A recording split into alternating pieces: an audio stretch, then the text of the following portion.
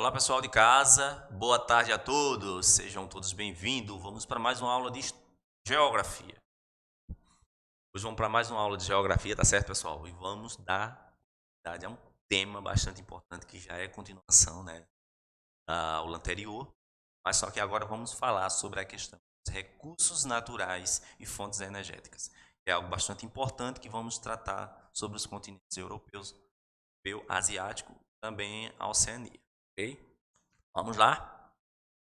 Fontes de energias, né, que é uma das bases centrais que vamos destacar em nossas aulas, que são os recursos naturais e as fontes de energias que são utilizadas para poder, né, o planeta poder funcionar de uma forma bastante.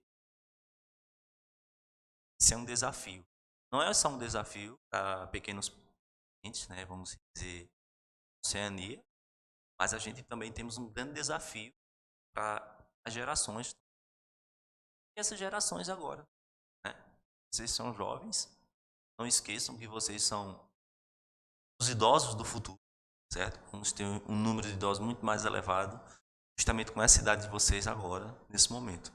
Vocês mesmos aí, turma do 9º ano, tá certo? Vamos iniciar. Então é o seguinte, na sua opinião, a União Europeia consegue cumprir, né, de obter o quê? O objetivo de 20% das suas necessidades energéticas, né, no final do ano de 2020? Isso é uma pergunta bastante interessante, corriqueira, né? É um desafio. Mas não é só um desafio para a União Europeia. Eu acho que é um desafio para todos os continentes e países, né? Essa questão, pessoal, quando a gente está falando desses recursos energéticos que são utilizados, recursos naturais e energéticos, a gente tem que destacar a importância dele, que está ligado em outras aulas que eu acabei aplicando para vocês, dando para vocês aqui, e que a gente falava sobre isso, né? A questão da qualidade de vida. Com base no progresso, realizamos o quê? Agora que a União Europeia consegue atingir esse objetivo. O consumo de energia renovável na União Europeia é contínuo e aumenta após cada ano, né? Então, atingindo 16% do consumo de energia final em 2014. Então, quer dizer o quê? Muitas coisas estão sendo feitas juntamente com os países da União Europeia para poder melhorar, né, essa questão dos recursos, né, energéticos, principalmente também está ligado aos recursos naturais. São duas coisas que vão se unir bastante. É um desafio, não só é um desafio para a União Europeia, mas para todos os países, igual eu falei. É um desafio, né? A gente está recebendo aí, próximo ano, como vocês sabem, a internet 5G vai mudar ainda mais nossa velocidade em questão de se conectar. Então isso vai melhorar muito, né? Vai melhorar muito a nossa comunicação. Vamos ser pessoas mais conectadas ainda mais. Já somos, né? Já somos pessoas bastante conectadas. Então isso vai melhorar ainda mais. Então quer dizer o quê? Esse fluxo de informação, a gente está falando sobre essa questão das energias limpas, que é uma necessidade não só para os países da União Europeia, né? Que junto com o seu bloco acaba jogando metas, tá certo? Para que possa ser utilizadas energias renováveis. Logo, quando eu fazia parte de um grupo de estudo, né? Eu não tenho muito tempo, mas a gente falava sobre, tinha pontos lá que a gente destacava, que era a visão de cientista político, que aqui no Brasil a gente tinha um objetivo que até 2045, 2050, ou até mais, um pouquinho, tá? Que trocar todos os automóveis, né, por carros elétricos. Seria uma necessidade para poder mudar o quê? A poluição do espaço, do meio ambiente. Então a gente estava querendo melhorar a qualidade de vida das pessoas.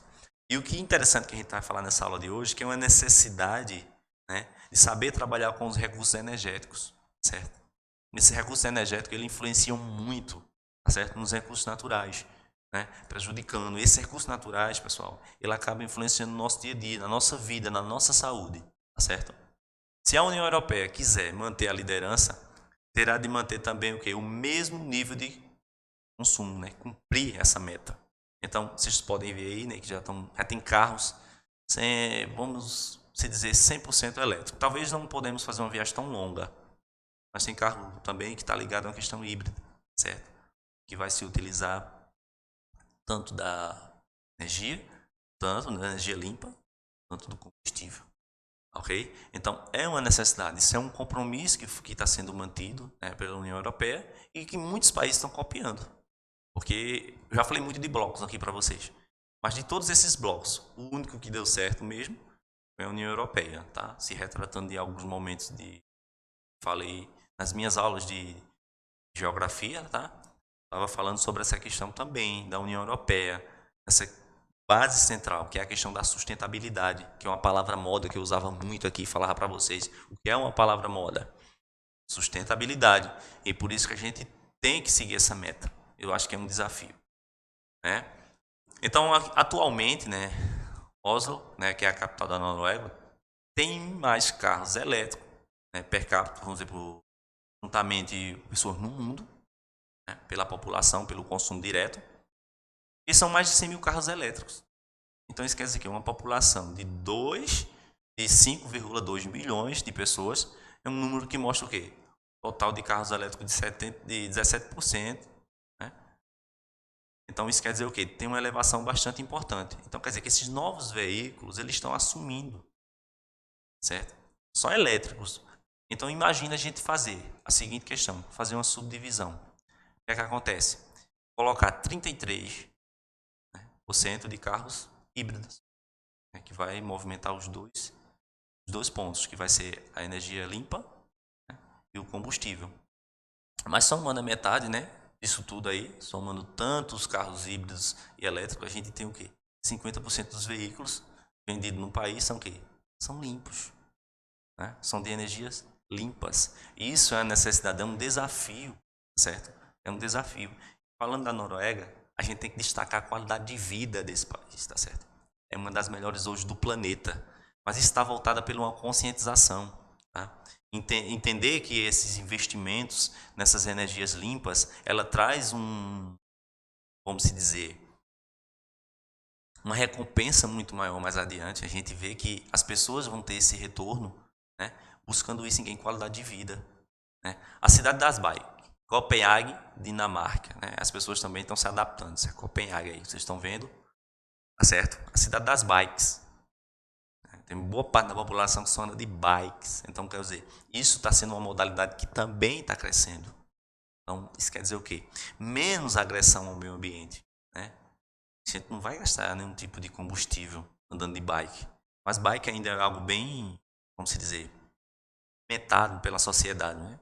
Hoje você chegar em um espaço, principalmente em cidades pequenas, né? Centros urbanos pequenos, quem anda de bike são pessoas comuns, pessoas que não têm condições de comprar um carro, uma moto. Isso fica muito preso na cabeça das pessoas. Por isso que um monte de pessoas têm bike em casa. Imagino que vocês também tenham, né? Eu acho que toda criança, ao longo do processo evolutivo, ela tem uma bike. Primeiras coisas que os pais compram para os filhos é uma bike. Eu acho que isso deveria ser levado para a vida, já que é algo dado quando é uma criança, né? Entre os seus 4, 5 anos, 7 anos de idade, e aí a gente leva para a vida. Então, eu acho que realmente todo mundo deveria aderir a essa questão das bikes, ser mais utilizada, fazer uma troca. Não que deixar de utilizar os carros, mas só naquele momento mais específico. Vamos lá. Agora vamos para a Ásia, né? Ásia, as características gerais, né? É um continente que possui grande variedade de recursos naturais e energéticos, né? Vocês sabem que a questão da Ásia tem uma elevação ao longo do processo, né, da transformação geográfica, que poucos países possuem o quê? Recursos industriais e tecnologia para exploração desses recursos.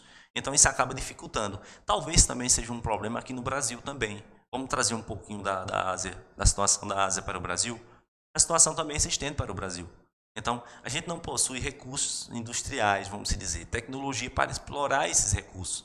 Recursos temos, a gente temos o sol aí, né, bastante em abundância, temos o vento, né, energia eólica, a gente poderia utilizar isso muito aqui.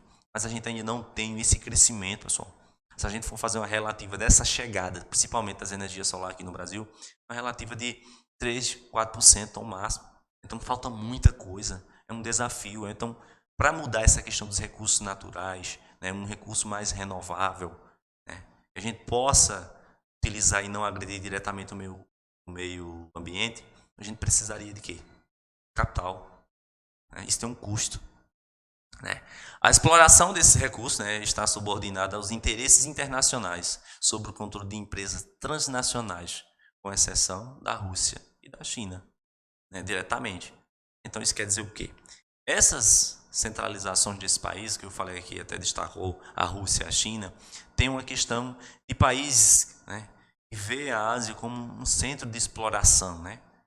Talvez o que é explorado diretamente na Ásia, né, nesse continente, a gente ainda precisa de mais investimentos.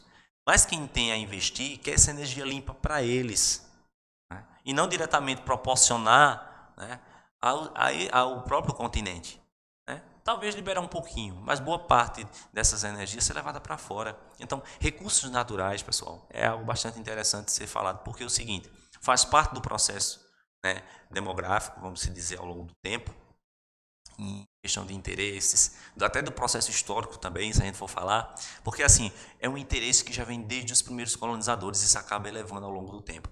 Então isso é uma relativa bastante importante, certo? Recursos energéticos, né? Carvão mineral usado nas siderurgias e nas usinas termoelétricas também é bastante usada, que é uma produção que está mais focada para a China, né? Manchúria, e a Índia também tem a maior concentração também de boa produção mundial, né? Mas acaba para onde vai essa produção? Se a gente não sabe utilizar.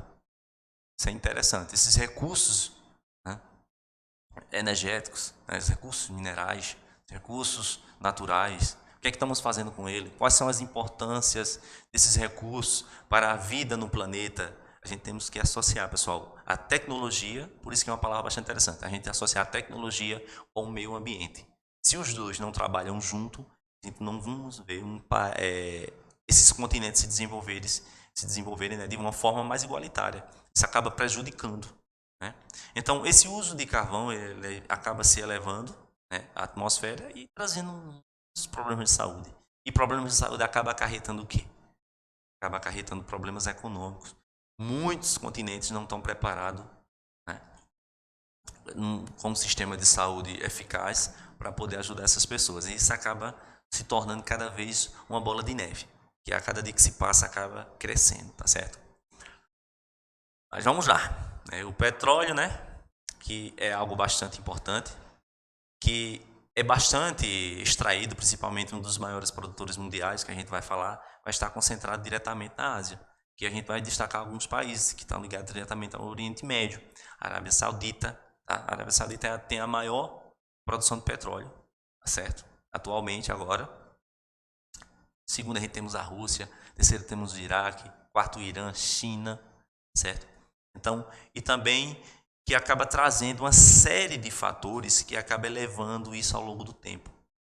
Então, ao longo do processo histórico, a gente veio entendendo que o espaço geográfico ele veio se modificando, certo? Ele veio se modificando. E algumas centralizações desse recurso está na riqueza, certo? E essas riquezas hoje, pessoal, não tem nada mais valioso que um barril de petróleo, certo? Então, isso acaba trazendo uma contextualidade. Então, a gente vê Dubai, né, que faltou esse pontinho aí, Estados Unidos Árabes, né, Kuwait, né, devido à elevação dos preços do petróleo, também isso acabou trazendo uma certa valorização. Teve até centros, né, mágicos que foram criados, que eu gosto de falar isso com Dubai, né, Dubai que foi criado do dinheiro do petróleo ao longo do tempo. Também temos o que? O gás natural, 3 maiores dos produtos que estão concentrados diretamente no continente asiático, né, que é o Irã, Catar e a Rússia. Então, isso acabou trazendo uma série de fatores de enriquecimento, mas não para todos. Mas eu vejo Dubai como vamos se dizer, uma concentração de pessoas em um estilo de tecnologia mais modelo, certo? Não tem uma agressão direta ao meio ambiente, mas a gente vê que usou os recursos naturais para poder investir em outras ideias que já eram bastante anseios, né, desses grupos. Vamos lá. A Oceania, para a gente fechar por hoje, certo? A Oceania possui grande riqueza mineral, pessoal. A Austrália, né, por exemplo, ela abrange uma expectativa de jazidas, ouros, ferros, chumbo, cobre, bauxitas, né, manguenes. Tudo isso faz parte de minérios. Mas não é só voltada à questão da exploração dos seus minérios, dos seus recursos naturais, não. Também temos que ver a questão da devolutiva que temos que fazer. Então, vocês podem ver também que tem a questão da captação de energia solar. Grandes placas de energia solar, né? Para poder captar a energia, a luz do sol, né? Isso tudo é energia limpa. Isso tudo é retorno, certo? Vocês podem ver, né, até na imagem, que a Austrália ela já devolve uma qualidade de vida totalmente diferente, certo? E boa parte dessas pedras que são exploradas, desses minérios, é tudo vendido diretamente ao Japão. Já é um mercado certo, né, que já compra esses produtos, tá certo? E o carvão mineral também, porém, eles é voltado para uma questão para a energia, certo? Então, está tudo voltado para uma qualidade de vida. É voltado para poder melhorar a vida na sociedade. E uma das coisas da aula de hoje que a gente quer deixar aqui é a utilização, né, desses recursos energéticos. Qual será a palavra moda para os séculos? Vai ser o quê? Sustentabilidade. Então, sempre a galera dizia: quando estiver com calor, plante uma árvore. Vai fazer grande diferença. Toda vez que você se reclamar do calor, plante uma árvore. Você pode dizer até um colega seu, está com calor? Planta uma árvore. Eu acho que todo mundo que chegasse a fazer uma boa ação, acho que a gente poderia mudar essa questão dos nossos recursos energéticos, né? E também os nossos recursos naturais. Essa convivência que a gente temos que criar ao longo do tempo. Então é a necessidade, né? Essas reservas de recursos minerais que está sendo esgotada ao longo do tempo. E para muitos, né, acha que essa remoção, acha que vai ser uma devolutiva mais adiante. Não vai existir isso. Então tem que ter mesmo uma conscientização, certo? Então é uma necessidade humana aprender a conviver, né, com seus meios de se manter aqui no planeta, que é os recursos naturais, ok? Então, para a aula de hoje é só isso, tá, pessoal? Em uma próxima aula a gente vai falar um pouquinho, vai se aprofundar mais um pouquinho nessa relativa desses recursos, como ele vai influenciar na qualidade de vida diretamente dessas pessoas, que vai ser uma necessidade, tanto que não vai influenciar apenas esses continentes, mas que vai influenciar o planeta inteiro, tá certo? Então é uma necessidade. Então, para essa aula de hoje, a gente quer deixar aqui aquela necessidade da conscientização, da ideia da sustentabilidade, né? Da utilização, da reutilização desses nossos recursos naturais e como estamos fazendo para poder utilizar esses recursos naturais e esses recursos energéticos que eles vão dar em benefício à população global, né, daqui a alguns anos. Porque a gente tem um prazo bastante curto. Ele não vai se pendurar aí até os anos de 2040, não. Isso é uma preocupação próxima, certo? Vamos se dizer até 2025. É uma necessidade, igual os especialistas falam, tá certo? Então um abraço para vocês, fiquem todos com Deus e até mais. Até a próxima. Abraço.